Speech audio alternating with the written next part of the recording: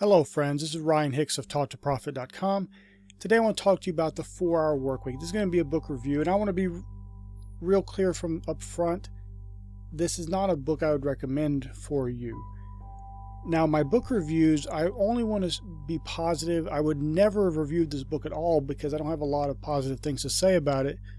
But a viewer asked about it, wanted me to review it, so that's what I'm doing. I told them I would.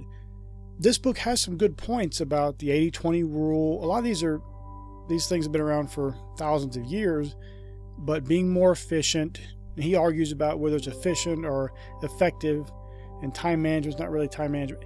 It's all the same basic thing. You get more done the best way you can do it in the least amount of time.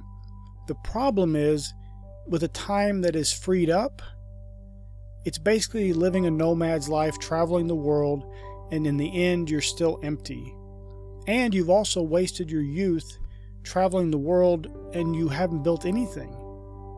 So when you finally come back to your home country, you don't have a home, you don't have transportation, you have nothing because you haven't built anything. You've been spending money all over the place, traveling around, having mini retirements, and you have nothing to show for it. And I've known people, when I was back in the .com boom and trading stocks, and we were doing very well, and a number of people went out and they just go spend their millions and travel the world.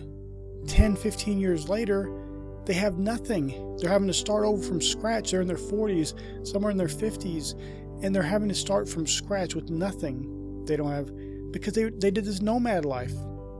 But beyond that, the lack of ethics in the book, it's a very selfish mentality, and numerous times throughout the book he recommends lying to your customers, to your boss, to your friends, to everybody. There's all kinds of lying recommended in the book, including you tell your boss that you should work from home, and one way to do it is to be less productive when you're at work. So when he gives you a chance to try out working at home, then you be more productive than ever. That's not an ethical way to behave. You should be productive when someone's paying you, instead of trying to trick them into allowing you to work at home, or just going off to China for a month and not telling them and then asking for forgiveness later. This is not an ethical way to behave. And if you run your life this way and you don't have millions of dollars backing you, you're going to end up unemployed. You're going to end up with no money. You're going to end up miserable.